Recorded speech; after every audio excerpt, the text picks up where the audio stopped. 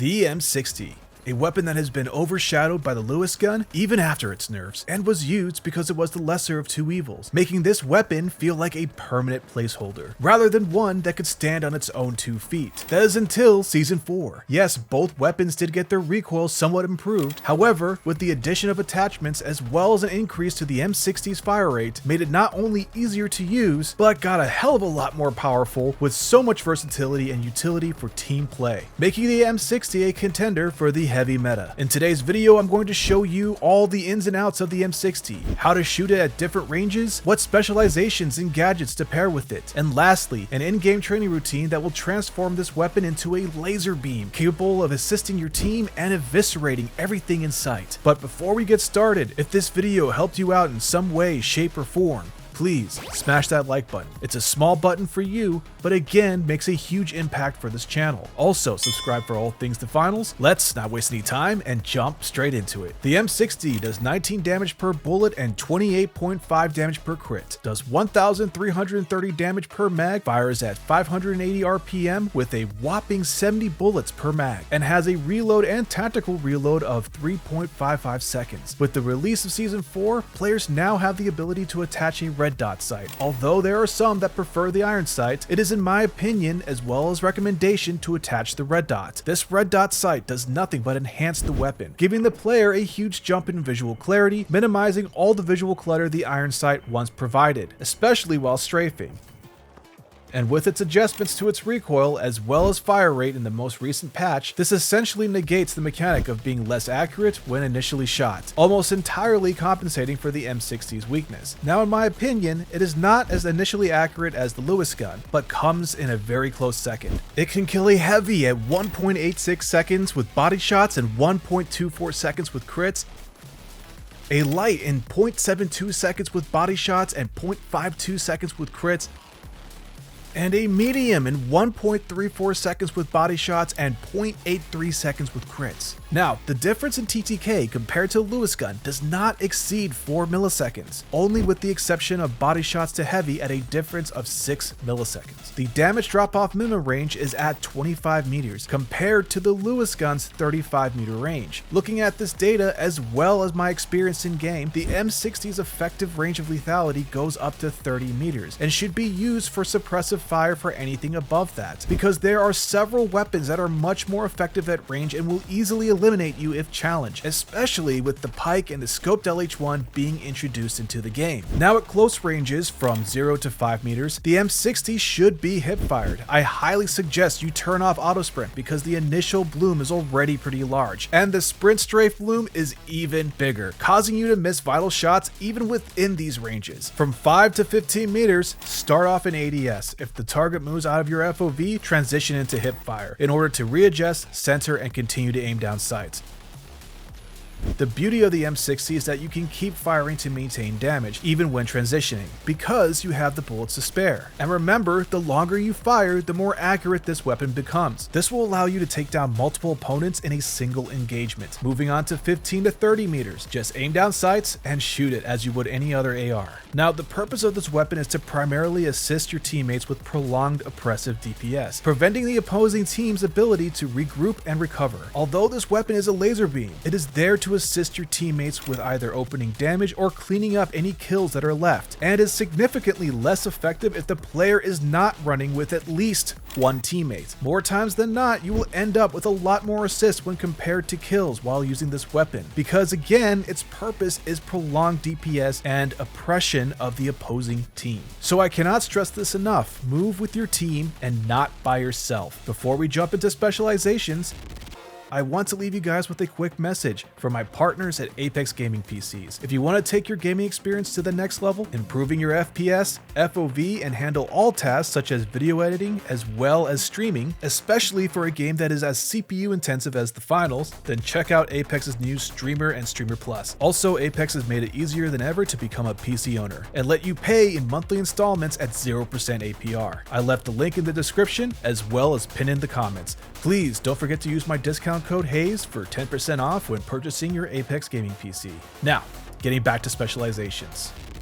we really start to see the versatility of this weapon. And like the AKM, the M60 can complement all of them because it is a weapon that is effective from close to the far end of medium range. So your specialization can be picked based on your team's loadout, rather than one that is needed to better enhance its capabilities. Now, with that being said, there is one spec that may slightly aid in getting into effective ranges or just to your team in general, and that is Charge Slam, allowing you to get through almost any obstacle above or directly below you to quickly provide that oppressive fire for your teammates. But other than that, this spec is not a requirement, and your choice should be revolved around your team and what feels most comfortable to play with. Getting into the gadgets, we start to see a similar situations, just like the specializations. But there are two gadgets which do stand out, that is the Dome Shield and the Barricade. Now, while both these gadgets are useful in a multitude of ways, they both do effectively enhance the M60 directly. The Dome Shield allowing the player to have up to 5 seconds of protection, which will allow you to preemptively fire at your opponent risk-free, and the Barricade, which can quite literally cut your hitbox in half. This can significantly increase your survivability depending on how accurate your opponent is. Now, goo grenades, while being insanely useful, can provide this very same purpose. However, due to how long the strip of goo is, you will not be able to instantly engage after placing it. Anyhow though, selecting one of these two gadgets will more than suffice, and the rest of the slots can be filled with gadgets that most fit your team comp's needs as well as your playstyle. Now that we understand the M60 a little better, let's move on to the training routine.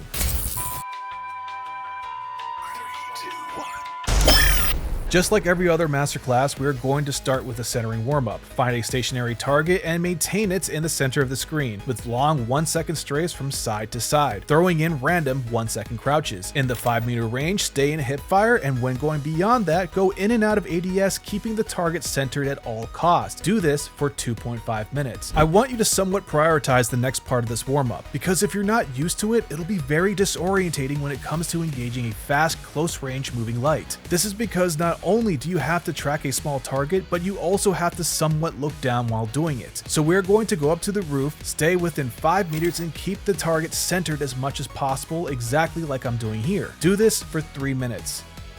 Now on to the recoil warm-up. Find a wall, stand over here, and with a loose but snug grip, unload your entire magazine at the wall. We are gripping our input this way because it will allow us to make quick, spontaneous small micro adjustments to control the recoil and maintain the target. If you want a deeper explanation of this, check out either my Ultimate Aim Training Guide 2.0 or my AKM Masterclass video. I have left the link for both timestamps for the videos in the description. Do this for 3 minutes.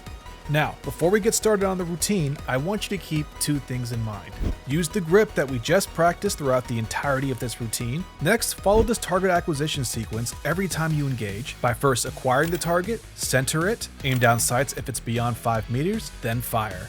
Now that we got that out of the way, let's get started. Tracking will be our first scenario. We're going to position ourselves right here, stand still, place a barricade in front of us, and dynamically tracking both the back and front moving target, while maintaining around a 12 to 15 meter distance between both. Alternate between the two and eliminate them a total of 20 times. This will help us get used to firing behind cover, making sure we can still track the target while stationary, minimizing our hitbox as much as possible. Now again, focus on a loose but firm grip using model aiming on the belly to the mid-chest. This is to give you a larger margin of error for the M60's initial recoil jump before it starts to tighten up. You can also start the first quarter second in HipFire, then transition to aiming down sights so that you can avoid the initial jump of recoil. But for me personally, I prefer to not waste any bullets if possible. And lastly, focus on a continuous, smooth horizontal line when tracking, matching the speed of your target, rather than making sporadic adjustments. Please use this for not only the rest of the scenario, but also for the entirety of the training routine. Next part of this scenario, we're going to add a layer of movement by counter-strafing to track the target. This is done by strafing in the opposite direction of the opponent, which will indirectly promote recoil smoothing, because the reticle is moving dynamically. Eliminate 10 targets before moving on. And for the last part of this scenario, we are going to use mirroring. This is done by keeping the reticle as stationary as possible and tracking by mirroring the target's movements. The only movement the reticle should make are any tiny micro adjustments to maintain the target. Eliminate 10 targets to complete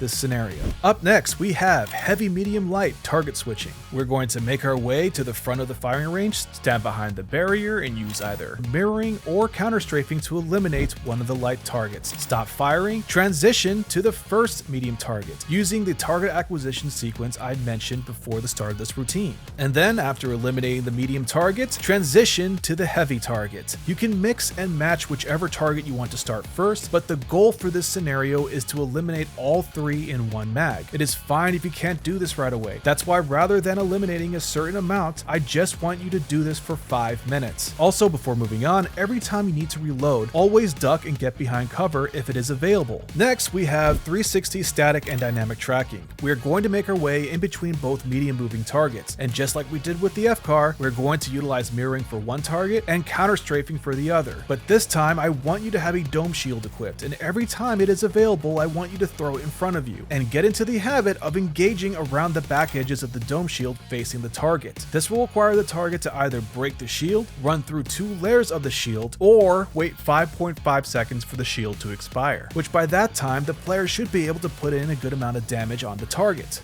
Eliminate each target 10 times before moving on. Lastly, we have yet again rooftop tracking. This scenario is very important for just about every weapon, but even more so for the M60. Because of its large mag, it can be extremely oppressive when defending a position at height, making it difficult for the opposing team to push and easier for your team to clean up targets.